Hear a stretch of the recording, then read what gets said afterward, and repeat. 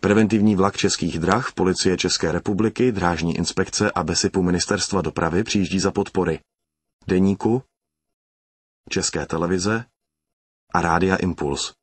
Dopravcem a partnerem preventivního vlaku je společnost ČD Cargo.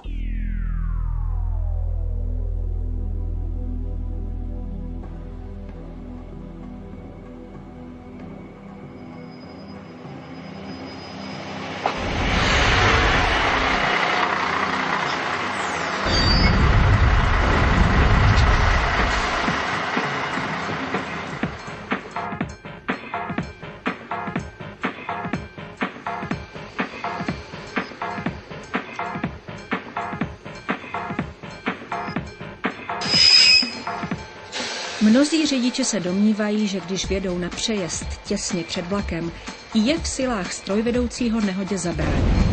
Takovéto situace se ovšem nestávají. Vlak na pár metrech zastavit neumí.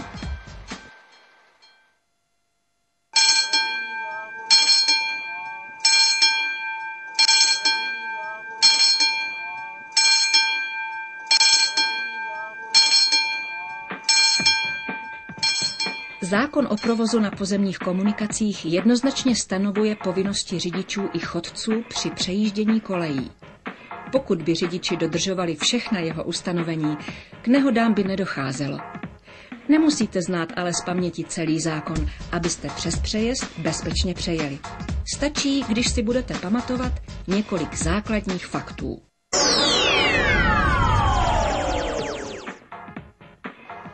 Vlak váží stovky tun a potřebuje k zastavení několik set metrů až kilometr. To je vzdálenost, na kterou strojvedoucí většinou nevidí a proto není schopen zastavit před překážkou na přejezdu. I když se strojvedoucí snažil, vlak před naší stuhou neubrzdil. Proto mají drážní vozidla vždy přednost před vozidly silničními.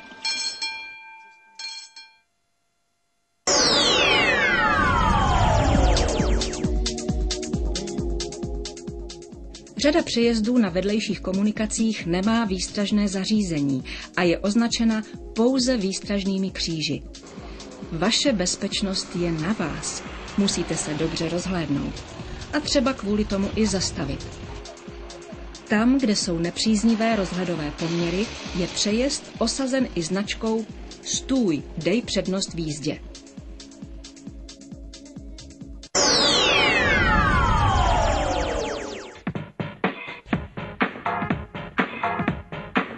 Většina přejezdů je ovládána automaticky jízdou vlaku, bez ohledu na to, jsou-li tam auta či nikoliv. Zákon o provozu na pozemních komunikacích zakazuje na přejezdu a v jeho blízkosti zastavení i otáčení, které by znemožňovalo bezproblémový přejezd kolejí jiným automobilům.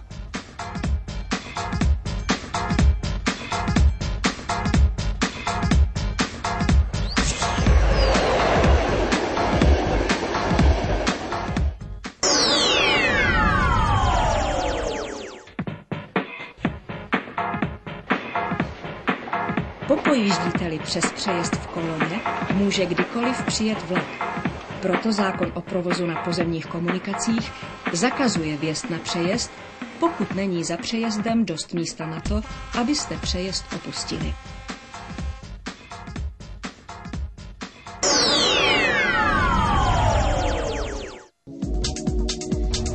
Výstražné zařízení přejezdu je z bezpečnostních důvodů konstruované tak, aby v případě poruchy signalizoval přejezd blížící se vlak.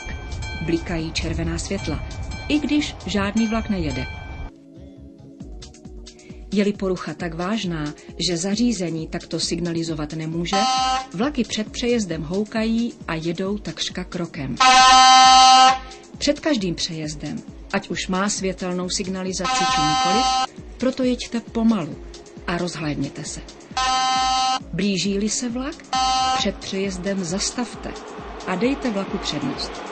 Zákon o provozu na pozemních komunikacích nařizuje řidičům ve vzdálenosti 50 metrů před přejezdem nepřekročit rychlost 30 km v hodině.